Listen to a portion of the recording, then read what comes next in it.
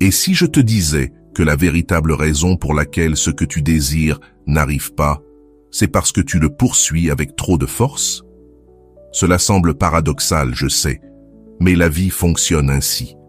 Ce que tu poursuis avec anxiété s'éloigne, et ce que tu accueilles avec calme se rapproche. Aujourd'hui, je vais t'expliquer comment fonctionne réellement la loi de l'attraction selon la psychologie et la neuroscience, afin que tu cesses de croire que la vie te doit quelque chose et que tu commences à vivre comme si c'était déjà à toi. Avant de commencer, abonne-toi à la chaîne, car ici on parle de ce que personne ne te dit sur la manière dont ton esprit, tes émotions et ton énergie créent ta réalité. Combien de fois as-tu essayé d'appliquer la loi de l'attraction? Tu as visualisé, affirmé, répété des phrases devant le miroir, mais rien ne change. L'appel n'arrive pas, l'argent n'apparaît pas, la personne que tu attends ne se rapproche pas. Et alors tu penses, est-ce que ça ne marche pas pour moi? Ce sentiment de désirer quelque chose de tout ton être et de croire que l'univers t'ignore est profondément frustrant. Tu as peut-être déjà regardé ton téléphone toutes les 5 minutes, espérant un message, pensé à l'abondance tout en étant envahi d'insécurité, fait tout ce qu'il fallait, mais avec ce nœud d'anxiété dans l'estomac. Et là surgit la grande question, qu'est-ce qui différencie quelqu'un qui manifeste avec facilité de quelqu'un qui reste coincé dans l'attente? Voici la vérité qui change tout. Tu n'attires pas ce que tu veux, tu attires ce que tu es et ce que tu vibres. Laisse-moi te l'expliquer du point de vue psychologique. Quand tu vis en alerte constante, avec un taux élevé de cortisol et ton système nerveux en mode survie, ton cerveau interprète la réalité comme une menace. Et même si tu répètes 1000 fois « je veux l'abondance, je veux l'amour, je veux la réussite », ce que tu transmets vraiment, c'est « il me manque quelque chose, je ne l'ai pas, j'en ai besoin ». Et la vie, ou, si tu préfères en termes scientifiques, ton environnement répond à cette vibration comme à un ordre « je ne l'ai pas ». C'est comme lorsque tu cherches tes clés dans la panique. Plus tu t'énerves, moins tu les trouves, même si elles sont sous ton nez. Ton champ visuel se rétrécit, ton attention se fragmente, ta perception se réduit. Avec tes désirs, c'est pareil. Plus tu les poursuis depuis le manque, plus ils se cachent. Ce n'est pas de la magie, c'est de la neuroscience. Ton attention et ton énergie déterminent ce que tu perçois, et ta perception conditionne ce que tu attires, les opportunités que tu vois, et celles que tu ignores. Ton cerveau fonctionne comme un radar qui ne capte que ce qu'il considère important selon ton état émotionnel dominant. Je vais te raconter l'histoire d'Anna. Elle voulait désespérément que son ex la rappelle. Elle faisait des méditations, des affirmations, même des rituels avec des bougies. Mais chaque jour, elle devenait plus anxieuse. Elle vérifiait son téléphone 20 fois par heure, dormait avec à côté d'elle, sursautait à chaque notification. Résultat, rien. Son énergie était si tendue, si remplie de besoins, qu'elle dégageait une vibration de manque qui repoussait exactement ce qu'elle désirait. Jusqu'au jour où, épuisée émotionnellement, elle décida d'arrêter. Elle lâcha prise. Elle commença à se concentrer sur elle-même, reprit un cours qu'elle avait abandonné, sortit avec ses amis, recommença à rire sans culpabilité, prit soin de son corps et se reconnectait à ses rêves. Et devine quoi? Quelques semaines plus tard, elle reçoit le fameux appel. Mais le plus important, c'est qu'elle attira aussi de nouvelles opportunités au travail, des amitiés plus saines et une version d'elle-même qu'elle ne soupçonnait même pas. Quand elle a cessé de poursuivre, elle a commencé à attirer. Si tu t'es déjà senti comme Anna, mets un like à cette vidéo et dis-moi en commentaire ce que tu attends depuis longtemps et qui ne semble pas venir. Voici la grande leçon que beaucoup ignorent. Tu n'attires pas quand tu poursuis, tu attires quand tu incarnes la certitude. Imagine que tu es un aimant. Quand ton énergie est calme et confiante, les choses coulent naturellement vers toi.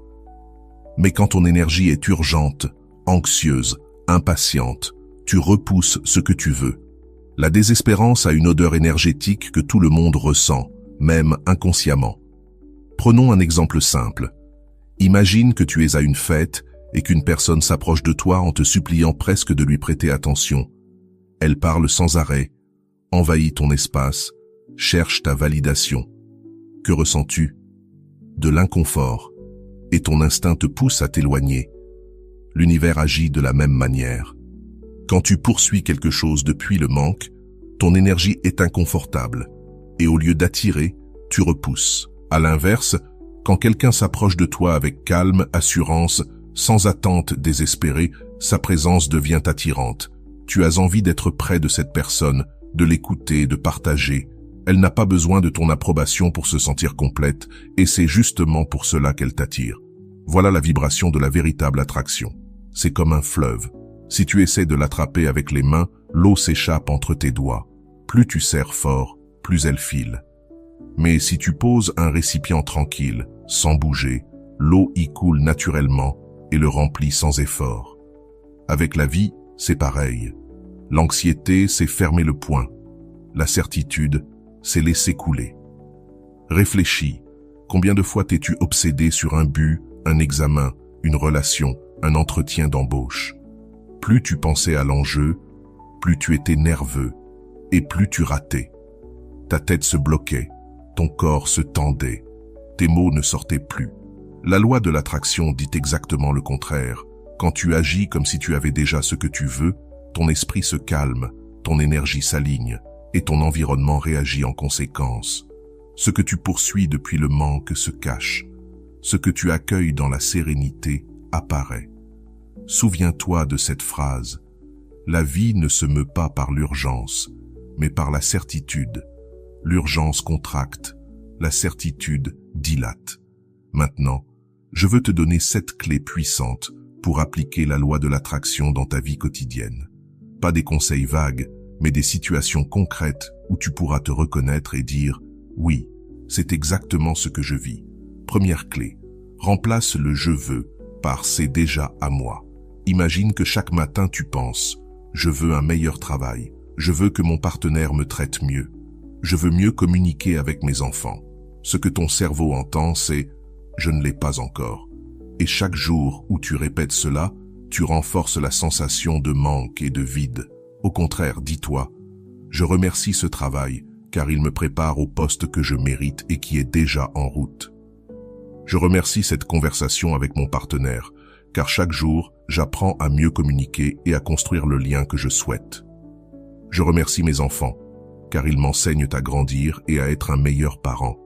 Vois-tu la différence? Ce n'est plus une prière, c'est une certitude. Ce n'est plus une demande, c'est une reconnaissance. Tu ne pars plus du manque, mais de l'abondance déjà présente ici et maintenant. Et cela a une base scientifique claire. Ton cerveau ne fait pas la différence entre ce que tu imagines avec émotion et ce qui est réel.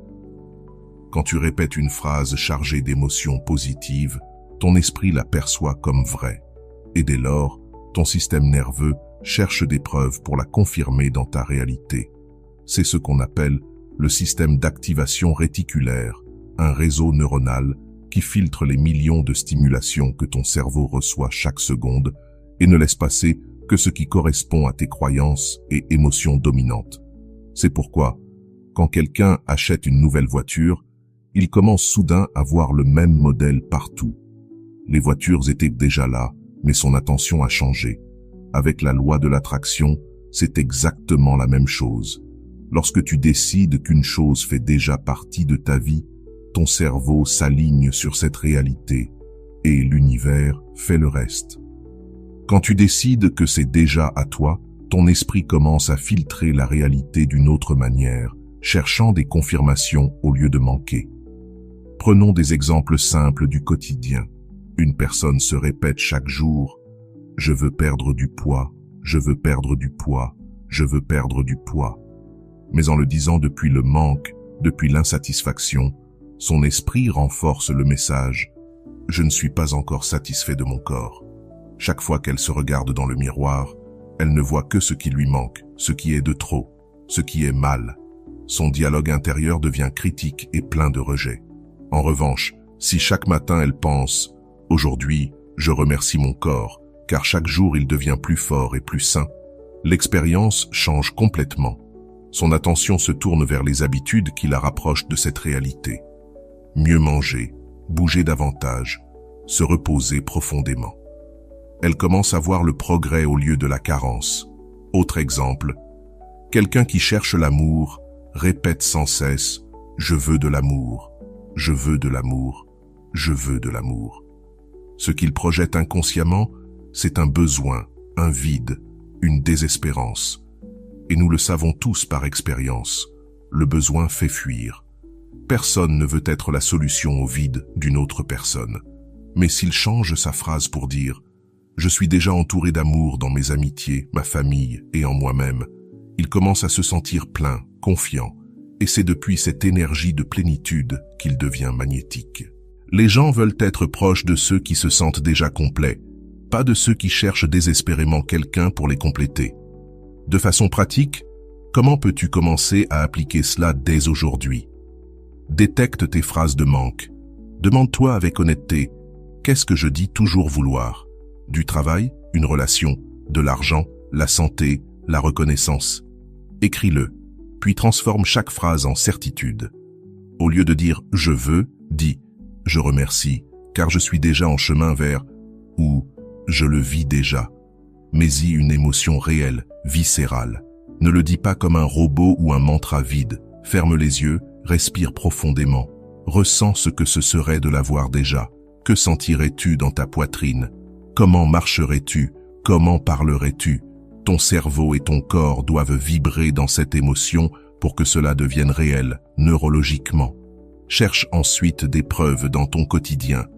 Si tu dis « je vis déjà dans l'abondance », alors trouve ces moments d'abondance dans le simple.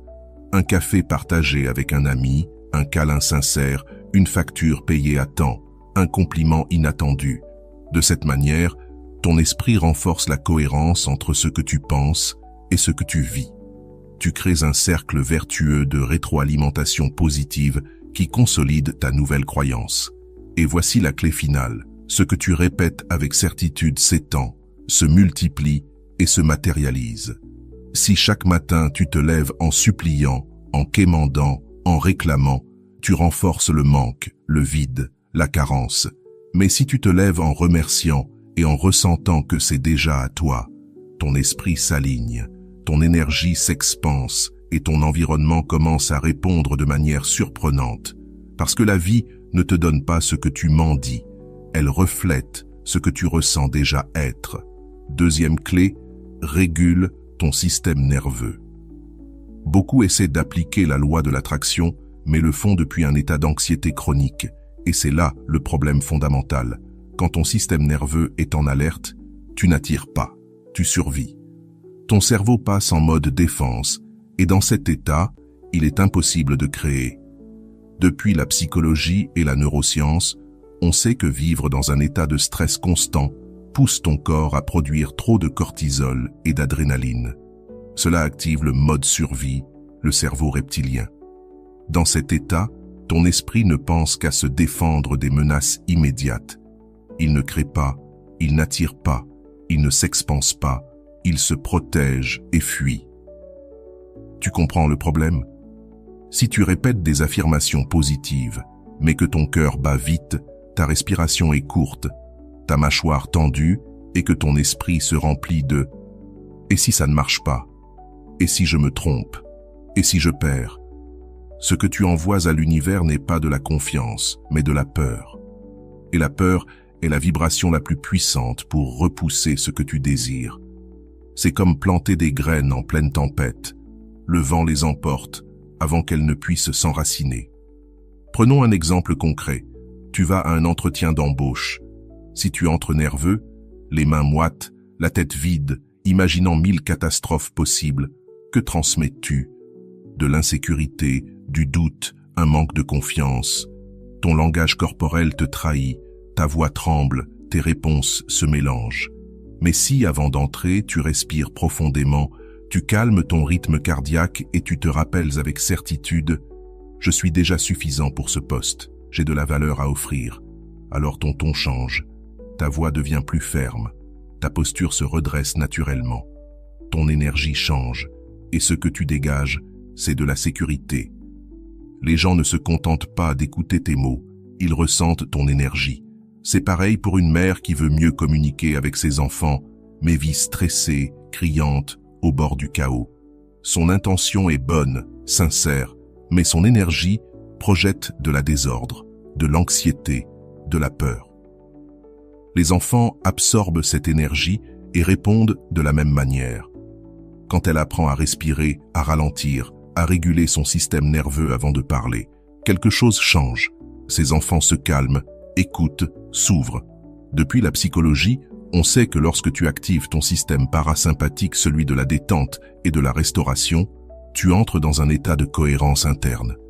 Dans cette paix intérieure, ton cerveau trouve de nouvelles solutions, ta créativité s'éveille, ton intuition se renforce et ton énergie devient magnétique. Tu attires au lieu de repousser.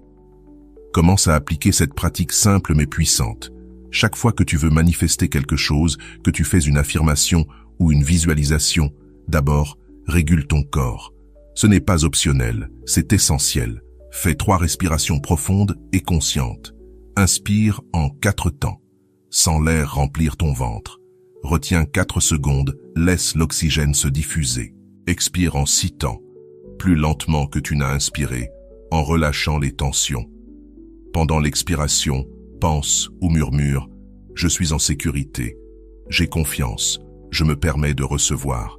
Cet exercice d'1 minute transforme complètement ta chimie interne. En changeant ton état intérieur, tu modifies ta vibration extérieure. Ton champ énergétique s'étend au lieu de se contracter. Souviens-toi, l'anxiété repousse comme un aimant inversé, la sérénité attire comme la gravité.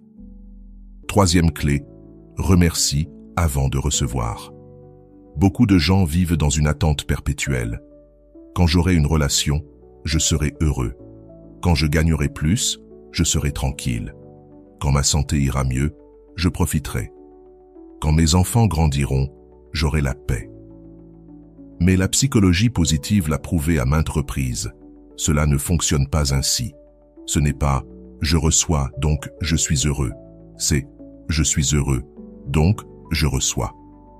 La gratitude est un raccourci puissant, peut-être le plus puissant de tous. Lorsque tu remercies sincèrement, ton cerveau libère de la dopamine et de la sérotonine, les neurotransmetteurs du bien-être et de la satisfaction. Cela modifie ton humeur immédiatement, donc ton énergie. Tu passes en quelques secondes de la fréquence du manque à celle de l'abondance. Prenons un exemple avec l'argent. Si tu penses chaque jour « Quand j'aurai plus d'argent, je serai bien, je serai libre », ton esprit se focalise sur le manque, sur le trou. Et depuis cette perspective de rareté, même si tu gagnes plus, ce ne sera jamais assez. Tu sentiras toujours qu'il manque quelque chose. Mais si tu remercies chaque jour pour ta nourriture, ton toit, une facture payée, un revenu reçu, même petit, ton attention change. Et là où tu poses ton attention, tu poses ton énergie. Et là où tu poses ton énergie, tu fais croître ce que tu observes. Dans tes relations, c'est la même chose. Si tu remercies pour le moindre geste de ton partenaire, un détail, une attention que tu aurais ignorée avant, ce geste se multiplie. Ton partenaire se sent vu, valorisé, apprécié. Si tu remercies ton enfant pour son sourire, pour sa curiosité, il le reproduira encore et encore. Parce que là est le secret ultime. Ce que tu reconnais grandit. Ce que tu remercies s'épanouit. Et ce que tu vibres, tu l'attires. Quand tu remercies avec enthousiasme, ce que tu remercies s'étend. C'est une loi psychologique universelle. Ce que tu apprécies grandit et ce que tu ignores ou critiques se fane. En psychologie cognitive, il existe un mécanisme appelé biais de confirmation. En résumé, ton esprit cherche constamment des preuves pour confirmer ce qu'il croit déjà. Ainsi, lorsque tu pratiques la gratitude, tu entraînes ton esprit à trouver davantage de raisons d'être heureux, chanceux et comblé. Tu crées un filtre mental qui te fait voir des opportunités au lieu d'obstacles. Pratique concrète. Chaque soir, avant de dormir, écris dans un carnet 3 choses pour lesquelles tu es reconnaissant. Elles peuvent être grandes ou petites, un câlin sincère, un message inattendu, un problème résolu ou simplement un bon repas. Ce qui compte, ce n'est pas la taille du geste, mais la sincérité du ressenti. Et chaque matin, avant même de regarder ton téléphone, Remercie pour quelque chose qui n'est pas encore arrivé, comme si c'était déjà réel, comme si c'était déjà en chemin vers toi. Ressens la joie de l'avoir. Souviens-toi, la gratitude ouvre la porte de l'abondance, la plainte la ferme à double tour. Crée des rituels quotidiens, pas magiques. Beaucoup pensent que la loi de l'attraction consiste à allumer des bougies, écouter une musique mystique, visualiser intensément et attendre un miracle. Pourtant, la clé n'est pas dans le magique, mais dans le quotidien. Ton cerveau se reprogramme par la répétition et l'émotion sincère. Ce que tu fais chaque jour, accompagné d'un ressenti profond, façonne de nouvelles connexions neuronales et devient ta façon naturelle d'être. Pour ta santé, tu n'as pas besoin de rituels complexes. Ce qu'il te faut, c'est de la cohérence et de la constance aimante. Marche 15 minutes chaque matin en visualisant ton corps qui se renforce. Chaque respiration qui purifie tes cellules. Chaque mouvement qui te rapproche de la vitalité que tu mérites. Dans ton travail, ne répète pas machinalement « je veux réussir ». Transforme ton café du matin en rituel sacré. Pendant que tu le prépares, répète intérieurement « je savoure le succès que je construis chaque jour par mes actions, mes décisions et ma discipline ». Et dans l'amour, inutile d'attendre des signes du ciel. Pratique le véritable amour dans ton quotidien, pendant que tu cuisines, marches ou nettoies. Pense à l'amour déjà présent dans ta vie, même s'il s'agit simplement de l'amour de toi-même. C'est le point de départ. Ressens de la gratitude pour ta capacité à aimer, à donner et à prendre soin. Ce processus s'appelle le conditionnement associatif. Lorsque tu relis une action quotidienne à une émotion positive, ton cerveau associe automatiquement cette émotion à ta routine. Peu à peu, sans effort conscient, cette émotion devient partie intégrante de ton identité. Choisis donc un geste déjà intégré dans ta vie. Boire de l'eau, te doucher, conduire, préparer ton petit déjeuner et fais-en ton rituel personnel d'attraction. Chaque fois que tu le fais, répète ta certitude intérieure comme si c'était déjà réel. Ressens la joie dans ton corps. Tu n'attires pas avec ce que tu fais une fois intensément, mais avec ce que tu répètes chaque jour avec constance et amour. Règle suivante, ressens, ne contrôle pas. L'un des pièges les plus destructeurs, c'est de vouloir tout contrôler. Comment, quand, par qui. Et lorsque les choses ne se passent pas comme prévu, l'anxiété surgit. Mais le contrôle crée la peur, et la peur bloque le flux naturel de la vie. Dans une relation, si tu envoies un message et vérifies ton téléphone toutes les 5 minutes, tu émets une énergie d'attente, d'insécurité, de dépendance. Et cette vibration fait fuir. Dans le domaine professionnel, si tu lances un projet et vérifies sans cesse les ventes ou les commentaires, tu vibres dans le manque. Ton énergie se contracte et ça se sent. Le cerveau, lui, fonctionne mieux dans l'état de flux, cet espace où le temps disparaît, où tout coule naturellement, où tu es pleinement présent. Dans cet état, ton énergie est magnétique, car tu ne t'accroches pas au résultat, tu savoures simplement le processus. La prochaine fois que tu ressens le besoin de contrôler, remplace la pensée par l'émotion. Ne dis pas « j'espère qu'il me répondra ». Ressens plutôt la joie d'être aimé et respecté. Ne dis pas « j'espère qu'il y aura des ventes ». Ressens la sérénité d'avoir déjà assez. Le contrôle t'alourdit, la confiance t'élève. Le contrôle contracte ton énergie, la confiance l'expanse à l'infini. Sois vigilant sur ton environnement. Répéter des affirmations d'abondance chaque matin ne sert à rien si tu passes la journée entouré de plaintes, de drames et de négativité. Les neurones miroirs, en psychologie sociale, expliquent que nous absorbons les émotions des autres inconsciemment. Si ton entourage baigne dans le manque, la peur et la victimisation, tu vibreras pareil sans t'en rendre compte. À l'inverse, si tu t'entoures de personnes positives, orientées solutions, ta vibration s'élève naturellement. Il en va de même pour ce que tu consommes, les informations, les conversations, les contenus. Si tu nourris ton esprit de peur et de colère, ton système nerveux restera en tension. Mais si tu lis, écoutes et regardes des choses inspirantes, ton énergie s'harmonise. Fais une audite énergétique. Quelle personne t'inspire? Quelle personne te vide? Sois honnête et choisis consciemment de t'entourer de ce qui élève ton âme, car tu ne peux pas attirer l'abondance entouré d'esprits limités. Enfin, pratique le détachement intelligent. C'est la clé la plus difficile, mais la plus libératrice. Le détachement ne veut pas dire abandonner. Il signifie avoir confiance que ce qui t'est destiné viendra au bon moment, de la bonne manière, même si ton esprit ne comprend pas encore le comment. D'après la théorie de l'attachement en psychologie, la peur de perdre ou de ne pas obtenir crée l'anxiété émotionnelle. En pratiquant le détachement intelligent, tu rééduques ton esprit à faire confiance au processus invisible de la vie. Tu lâches la peur et tu entres dans la foi. Tu apprends à dire intérieurement « Ce qui est pour moi me trouvera ». Et c'est là que la magie opère. Si tu es arrivé jusqu'ici, permets-moi de te remercier profondément pour ton temps et ton attention consacrée à cette vidéo. Avant de partir, abonne-toi à la chaîne si ce n'est pas encore fait. Je te laisse ici 2 vidéos qui pourraient t'intéresser. Prends soin de toi et à bientôt.